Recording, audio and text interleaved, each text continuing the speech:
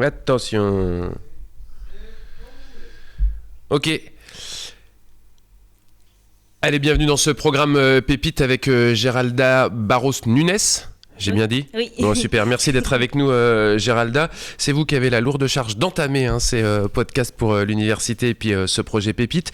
Vous nous faites une petite présentation de vous déjà ? Nom, prénom, âge et puis vos études ? Ok, donc je m'appelle Géralda, j'ai 21 ans. Actuellement, je suis en double licence économie et gestion d'entreprise. Et à côté de ça, du coup, je suis auto-entrepreneur. Auto-entrepreneur avec un projet d'entreprise que vous menez depuis combien de temps maintenant ? Alors, ça fait à peu près 1 an que je travaille dessus. Et ça fait 6 mois que je suis chez Pépite France à peu près. D'accord. Qu'est-ce qui vous a donné envie d'aller chez Pépite France et de ne pas le faire juste à côté comme pourraient le faire d'autres entrepreneurs ? J'avais entendu parler du suivi de Pépite et du coup le fait d'être chez Pépite, ça me permet de rester étudiante tout en continuant l'entrepreneuriat. Donc ça permet de vraiment allier les deux et c'était ce côté-là qui m'a attirée. Et puis je sais que le suivi il est très intéressant, très riche en tant qu'étudiante surtout. Vous nous parlez de votre entreprise, quelle est-elle ? Donc moi j'aimerais me spécialiser sur l'upcycling. J'aimerais créer une marque de mode qui ferait exclusivement de l'upcycling, donc le fait de réutiliser des vêtements pour en faire des nouveaux qui seront plus modernes et qui pourront être portés. Ça veut dire qu'on a dans son dressing des vêtements qu'on ne porte plus, on peut vous les emmener ? Oui, on peut les emmener, les faire customiser, ou alors il y en a d'autres, donc c'est des stocks de vêtements qu'on va retoucher et réutiliser pour en faire des nouveaux. Mais vous, on est bien d'accord que vous créez de nouveaux vêtements ? Oui. Qu'est-ce qui vous a donné envie de partir sur ce projet-là ? Alors moi, j'ai toujours été passionnée de mode, donc depuis petite, j'aime beaucoup les vêtements, je dessine des vêtements, etc. depuis petite. C'est vrai qu'à la base, j'étais partie plutôt sur de la gestion dans le domaine de la mode, donc du marketing, de la communication, dans le domaine de la mode. Et puis après un stage, je me suis prise de passion pour tout ce qui est autour du design et plus le stylisme. Et donc c'est là où j'ai commencé à coudre. Et puis, en faisant un petit peu de couture, j'ai découvert ce que c'était l'upcycling. J'ai commencé à en faire et puis j'ai pris goût. Et sachant que moi, je suis très tournée vers tout ce qui est éco-responsable, c'était comme une évidence pour moi. Mais aujourd'hui, vous avez commencé un petit peu déjà à travailler autour de cette entreprise ? Oui, justement. Donc aujourd'hui, je commercialise déjà. J'ai une société qui est enregistrée, donc je commercialise des produits. Donc il y a des gens qui me commandent ou alors c'est moi qui crée certains vêtements qui sont mis en vente, mais je n'ai pas encore de marque enregistrée. D'accord, ça va venir. Oui, c'est l'étape d'après. Dans Pépite, concrètement, qu'est-ce qu'on vous apprend ou qu'est-ce que vous faites quand vous allez au moment où vous vous retrouvez du côté de Pépite ? Donc dans Pépite, on a plusieurs ateliers qui sont organisés avec plusieurs autres étudiants. Et concrètement, c'est un suivi qui est offert en 2 étapes. Donc il y a pour ceux qui ont un projet mais qui n'est pas très avancé. Donc on va donner des conseils autour du business plan, autour des contacts. Et puis il y a une deuxième partie où ceux qui ont un projet qui est bien avancé, qui veulent vraiment aller plus loin dans leur projet. Et donc là, ça va être beaucoup plus renforcé. On va rencontrer des gens, on va rencontrer du coup d'autres auto-entrepreneurs. On va nous apprendre la ponctualité. Enfin, ça peut être vraiment de tout qui nous servira pour être beaucoup plus professionnel et s'engager dans notre projet.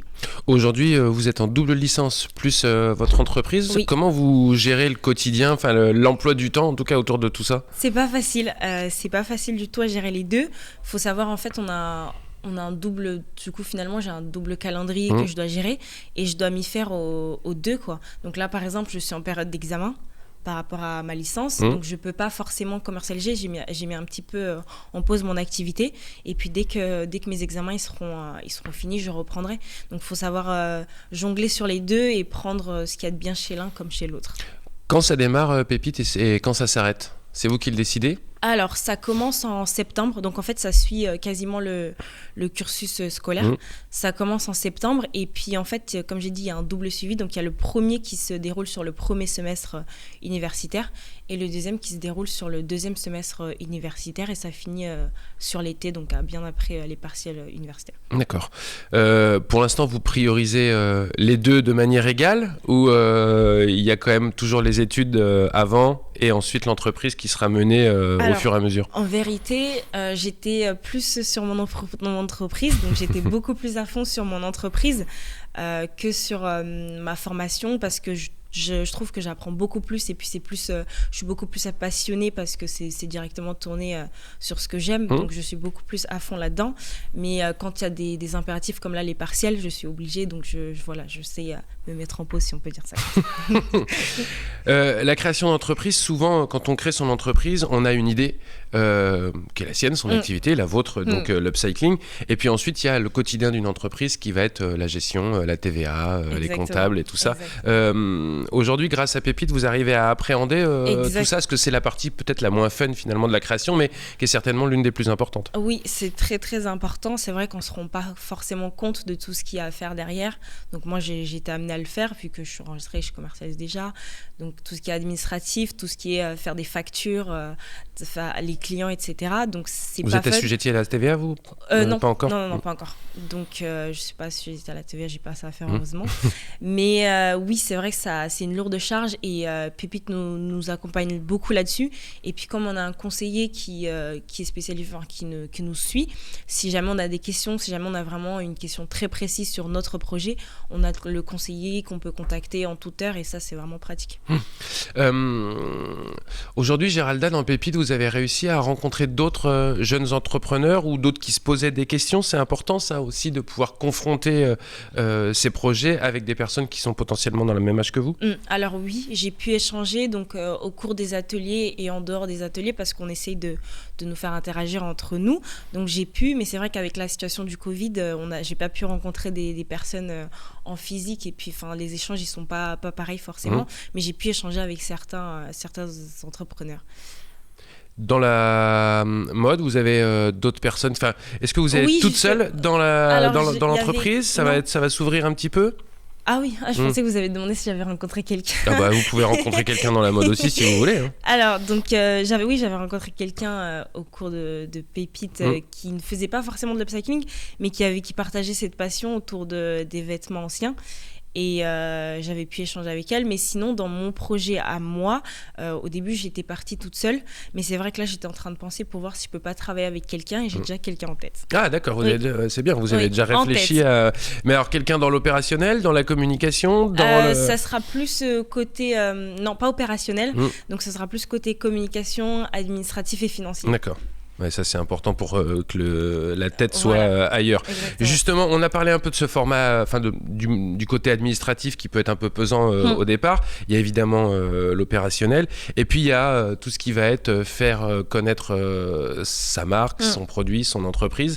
Vous fonctionnez comment aujourd'hui ? Page Facebook, site internet, Instagram ? Alors aujourd'hui, donc j'ai un compte Instagram, j'ai également un compte TikTok et j'ai un site web. Donc c'est surtout sur ces trois réseaux-là que j'agis. Je poste parfois sur Facebook, mais c'est pas forcément là où je vais rester. Et c'est terminé Facebook. Oui. C'est surtout que ce serait pas là où il y aurait ma clientèle, si on peut dire ça comme ça. Donc c'est là où j'agis principalement, c'est là où je communique autour de ce que je fais. La clientèle, vous l'avez identifiée justement, quelle est-elle ? Oui, pour le moment, c'est plutôt une clientèle féminine, assez jeune, on va dire jeune adulte, entre 25 et 30-40 ans. Et donc qui aime la mode, qui aime des produits authentiques, si on peut dire ça comme ça. Revenons un peu sur l'emploi du temps, ces doubles calendriers. Juste, Pépite, ça représente combien on va dire, de temps à consacrer pour votre entreprise par rapport aux études ? Donc là, maintenant, vu que je suis dans la deuxième partie, on a à peu près 2 ateliers par semaine, plus... donc un échange par semaine avec le conseiller, donc ça va rencontrer à peu près on va dire moins de 10 heures, donc autour de 8-10 heures par semaine qu'il faut jongler avec les cours et la vie privée. Justement, les cours là, avec toute cette crise sanitaire qu'on a connue, vous avez réussi quand même à garder l'énergie pour continuer à créer l'entreprise ?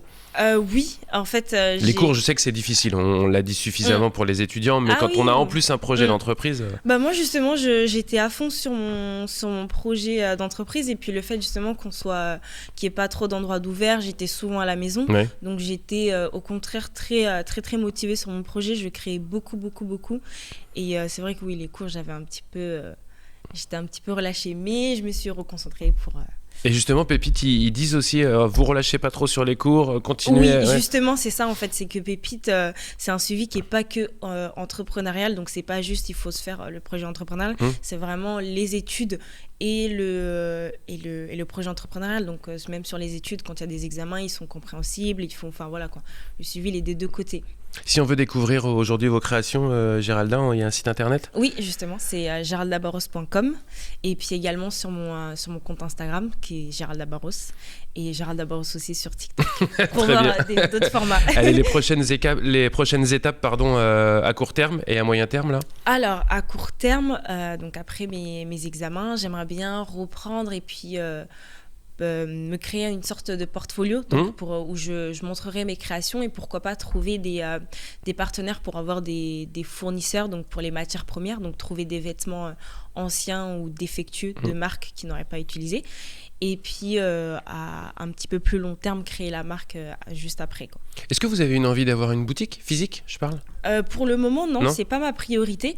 Mais c'est vrai que j'aimerais bien à terme, oui, avoir une boutique physique, mais qui serait plus sous forme de concept store, si on peut dire ça comme ça, où les gens y viendraient. Donc il n'y aurait pas que le côté où il y a des produits exposés, mais on verrait le côté création avec pourquoi pas des gens qui sont en train de créer, coudre et puis des créations exposées. Parce que, imaginons, moi je suis intéressé par vos créations, ou ma femme aussi, parce que pour l'instant on est très féminine, vous m'avez dit sur votre clientèle. Pour les mesures, enfin pour savoir si ça nous va, comment on fait si on... Alors en fait, pour ceux qui sont, donc vu que je suis sur Le Mans, pour ceux qui sont sur Le Mans, je leur dis de venir à mon atelier, donc je prends les mesures. Ou sinon, si jamais c'est des gens à distance, tout simplement, je leur demande de prendre les mesures eux-mêmes. Donc si j'ai besoin des épaules, du tour de taille, je leur demande et puis je note et avec ça, je peux faire le travail.